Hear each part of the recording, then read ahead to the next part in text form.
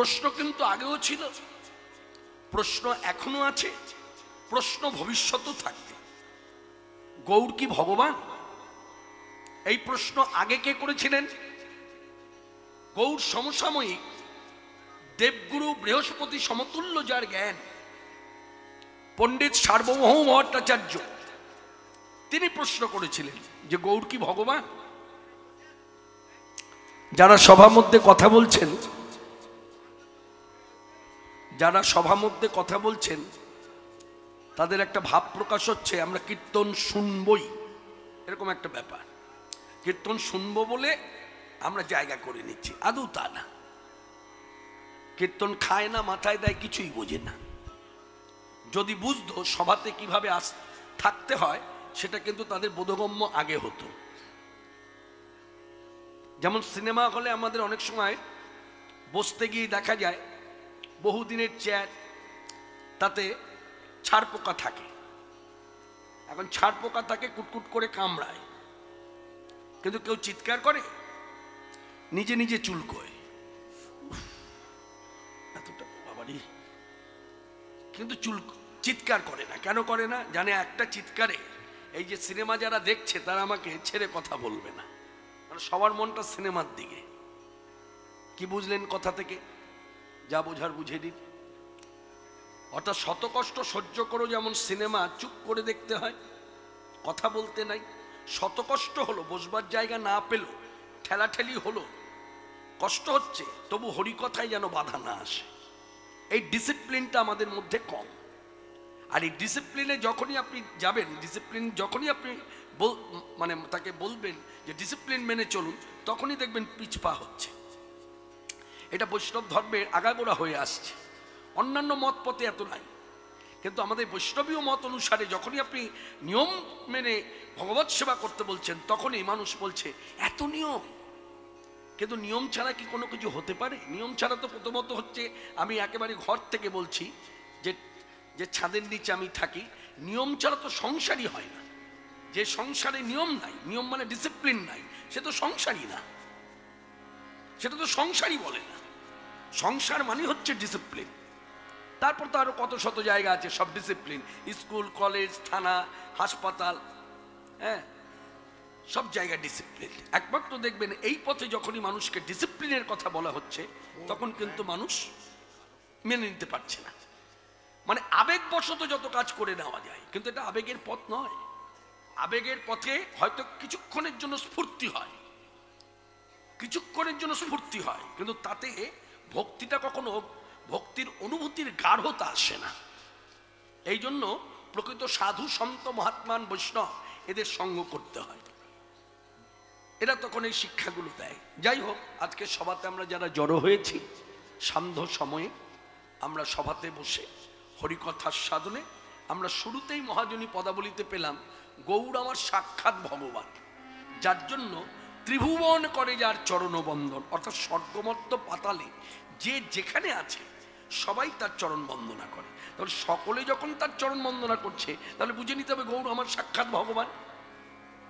কিন্তু তথাপিও গৌর সমসাময়িক বৃহস্পতি সমতুল্য জ্ঞান, পাণ্ডিত্য, পণ্ডিত সার্বভৌম ভট্টাচার্য, তিনি প্রশ্ন করলেন গৌর কি ভগবান? আর প্রশ্ন করলেন কার কাছে করলেন? তখনকার সময়ে শাস্ত্রজ্ঞ পণ্ডিত, আবার পরম বৈষ্ণব, গৌর অনুগত দাস, নাম হচ্ছে গোপীনাথ আচার্য। তা গোপীনাথ আচার্যের কাছে যখন বলেছেন, তো গোপীনাথ আচার্য শাস্ত্রজ্ঞ, পণ্ডিত সার্বভৌম ভট্টাচার্য শাস্ত্রজ্ঞ, দুই শাস্ত্রজ্ঞ মুখোমুখি।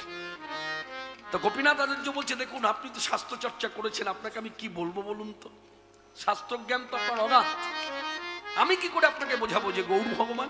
তবে হ্যাঁ, একটা কথা আপনাকে বলতে পারি, ঈশ্বরের কৃপালেশ হয়তো যাহারে, সেই সে ঈশ্বর তত্ত্ব জানিবারে পারে।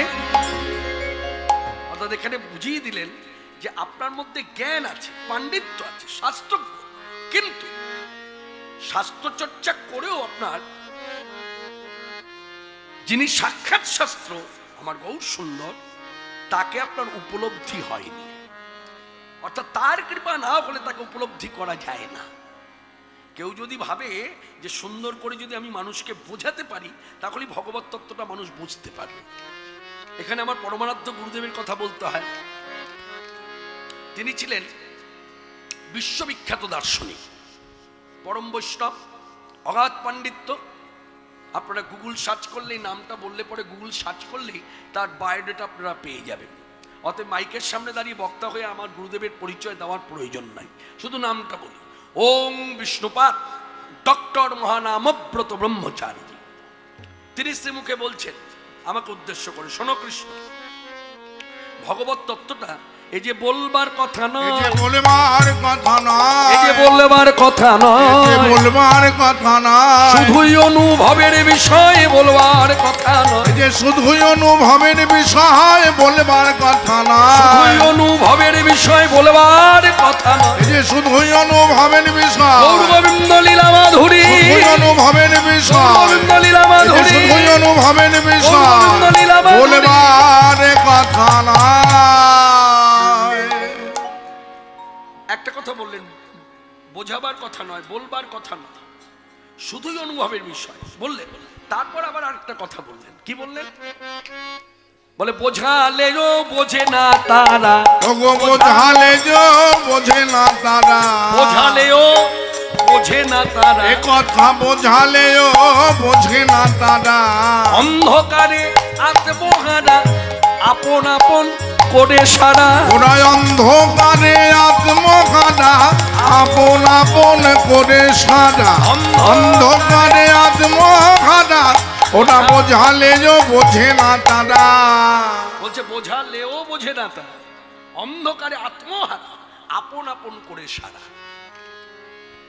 তবু এর মধ্য দিয়ে আমরা যারা সংসারী জীব, আমরা যখনই সভার কথা শুনতে পাই যে অমুক জায়গায় সভা হচ্ছে, তখন শত কাজের মধ্য দিয়ে আমরা ছুটে যাই একটু যদি সংগ্রহ করতে পারি।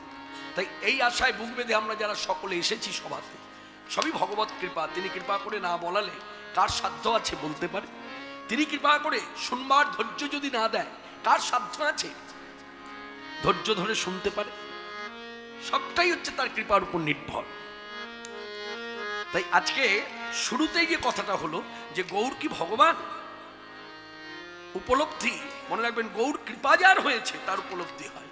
সে কিন্তু চিৎকার করে বলবে কলিযুগে ভগবান আমার শ্রীকৃষ্ণ চৈতন্যদেব। কিন্তু যার উপলব্ধি নাই সে তর্ক করবে। আর এই তর্ক যখন করবে তখন একটা ওই গল্পের ছলে বলতে হয়, বাঘ আর গাধা দুজনা তর্ক জুড়েছে। বাঘ বলছে আকাশের রং নীল, আস্তে আগে দেখে নিন, নীল রঙের শাড়ি পরেছে, সাদা শাল পরেছে, তাকে প্রাণ ভরে দেখে নিন। আপনি একটু দাঁড়ান মা, ভক্তি করে হাত জোর করে, আপনি তো দেখতে ভালো মা, সবাই দেখছে আপনাকে। হ্যাঁ, আপনি চলে যাচ্ছেন, হ্যাঁ ঠিক আছে। আসলে আমাদের বাঙালি ভক্তদের ধারা, হরিকথা ছেড়ে দিয়ে কেউ যদি আসা যাওয়া করে ওই সেই দিকেই তাকিয়ে থাকা, আবার কোনোই দিয়ে গুতুগুতি। আসুন, জয় নিতাই, জয় গৌর। যাই হোক, বুঝতে পেরেছেন, পণ্ডিত লোক ইশারায় কাফি। এখন যে কথা বলছিলাম, কথা বলি। বাঘ আর গাধা দুজনায় তর্ক জুড়েছে। বাঘ বলছে আকাশের রং নীল, আপনারাও জানেন আকাশের রং নীল, আমিও জানি আকাশের রং। আর গাধা মাথা নেড়ে নেড়ে বলছে না সবুজ। যত বলছে নীল, গাধা তত মাথা নেড়ে বলছে সবুজ। অবশেষে বাঘ বলছে শোনো ভাই, এই তর্ক করে আর লাভ নাই, চলো আমাদের বনের রাজা হচ্ছে সিংহ, তার কাছে যাই, দেখি তিনি কি বলেন। তিনি যদি বলেন আকাশের রং নীল, তাহলে তোমাকে মেনে নিতে হবে। আর তিনি যদি বলেন সবুজ, আমাকে মেনে নিতে হবে। এই যুক্তি করে দুজনায় সিংহর কাছে এলো। এখন সিংহ রাজা বসে আছে, রাজা তো ভারী, তার বুদ্ধিও ভারী, সবই ভারী, ওজনদারি, ঘুমকে বসে আছে। তো যখন এসে দাঁড়িয়েছে জিজ্ঞাসা করছে কি ব্যাপার, কি কথা এখানে নিয়ে এসেছেন? তখন বাঘ বলছে শুনুন, আমি বলছি ওকে আকাশের রং নীল, আর গাধা ততই মাথা নেড়ে বলছে না সবুজ, কিছুতেই মানতে চাইছে না। আচ্ছা বলুন তো দেখি ওকে কি করে বোঝাই। বারবার বলছি আকাশের রং নীল, ও বলছে সবুজ। তা খানিকক্ষণ চুপ করে থেকে সিংহ বলছে, আশেপাশে যারা ছিল তাদেরকে ডেকে বলছে, শোনো ভাই, এই গাধাকে ছেড়ে দাও, গাধাকে ছেড়ে দাও, আর এই বাঘকে বন্দি করো, আর বন্দি করে রাখো, এমন করে বন্দি করে রাখবে 6 মাস যেন কথা বলতে না পারে, সেইভাবে মুখটা বন্ধ করে রেখে দাও। তো বাঘ শুনে অবাক, তো সিংহর দিকে তাকিয়ে বলছে, আচ্ছা রাজামশাই, আপনার কাছে এলাম একটা সুবিচারের আশায়, কোনটা সত্য তা কিন্তু আপনি জানেন, জগতের সকলেই জানে যে আকাশের রং নীল। এই সত্যটা জেনেও আপনি আমাকে শাস্তি দিলেন আর গাধাকে ছেড়ে দিলেন। আমি ঠিক বুঝতে পারলাম না, রহস্যটা কি বলুন তো, একটু আমার কৌতূহল জাগলো, বলুন, খুলে বলুন। তখন সিংহ মুখ খুললেন, শুনুন, আপনার দোষটা কোথায় জানেন? আগে দোষটা জানার চেষ্টা করুন। আপনার দোষটা সেখানেই, এই বনের মধ্যে সিংহর পরই বাঘের স্থান। কেন? সিংহ যেমন বলবান, বাঘ সমবলবান, আর গাধা হচ্ছে দুর্বল। আবার উপরন্ত আরেকটা গুণ আছে, দুর্বল বোকা। তা আপনি বলবান হয়ে কি করেছেন? দুর্বল বোকার সঙ্গে তর্ক জুড়েছেন। এই জন্য আপনার শাস্তি বন্দি করে রাখা এবং 6 মাস যেন কথা বলতে না পারেন, তার জন্য মুখটাকে বেঁধে রেখে দেওয়া। এই গল্প থেকে যা বোঝার বুঝে নিন। সবাই মিলে হাতে তালি দিয়ে বলেন, গৌরাঙ্গ গৌরাঙ্গ গৌরাঙ্গ হে, গৌরাঙ্গ গৌরাঙ্গ গৌরাঙ্গ হে, গৌরাঙ্গ গৌরাঙ্গ গৌরাঙ্গ হে, গৌরাঙ্গ গৌরাঙ্গ গৌরাঙ্গ হে, আমাদের গৌরাঙ্গ গৌরাঙ্গ গৌরাঙ্গ হে, গৌরাঙ্গ গৌরাঙ্গ গৌরাঙ্গ হে, গৌরাঙ্গ গৌরাঙ্গ গৌরাঙ্গ হে, গৌরাঙ্গ গৌরাঙ্গ গৌরাঙ্গ হে, আমাদের গৌরাঙ্গ গৌরাঙ্গ গৌরাঙ্গ হে। সাক্ষাৎ ভগবান আনলোকে কলিযুগে এই ভগবানকে পেলাম কি করে এত সহজে? এইভাবে মানুষের কাছে পৌঁছে গেল ভগবান। ভগবান তো এইভাবে মানুষের কাছে যেতে পারে না, কারণ ভগবত সত্তাটা যতক্ষণ দেহের মধ্যে থাকবে আপনি হাজার চেষ্টা করে ভগবানের কাছে পৌঁছতে পারবেন না। আর ভগবানও যদি চায় আপনার কাছে আসবে, আসতে পারবে না। যখন তার দেহের মধ্যে ভগবত সত্তা থাকবে না, তখন আপনি তার কাছে পৌঁছতে পারবেন, সেও আপনার কাছে পৌঁছতে পারবে। আর এই কলিযুগে ভগবান চৈতন্যদেব এবং নিতাই সুন্দর, এদের যে আমরা কোল পেলাম, আমরা তো অধম, আমরা খুবই নিচু জাতি, আর এরা 2 ভাই তো খুব উঁচু তলার মানুষ। তা এরা 2 ভাই, এদের 2 ভাইয়ের কোল যে আমরা পেলাম, সাধারণ স্তরের মানুষ, তারা যে কোল দিলেন, কি করে সম্ভব হলো? শ্রীল অদ্বৈতাচার্য প্রভুর ডাকে নিতাই গৌর 2 ভাই নেমে এলো গোলক থেকে পুলকে। দুজনেই ভগবত তত্ত্ব, একজন পরমেশ্বর ভগবান শ্রীকৃষ্ণ, আরেকজন হলেন ভগবান বলরাম। অনেক সময় এই জায়গাটা আমরা কি উচ্চারণ করি, বলতে গিয়ে বলি বলরাম, শুধু বলরাম বললে হবে না, তাতে ভগবত তত্ত্ব ক্ষুণ্ণ হয়। ভগবান শ্রীকৃষ্ণ যেমন বলা হবে, আখ্যা দেওয়া হবে ভগবান শ্রীকৃষ্ণ, ভগবান বলরাম, তত্ত্ব তো দুজনে একই।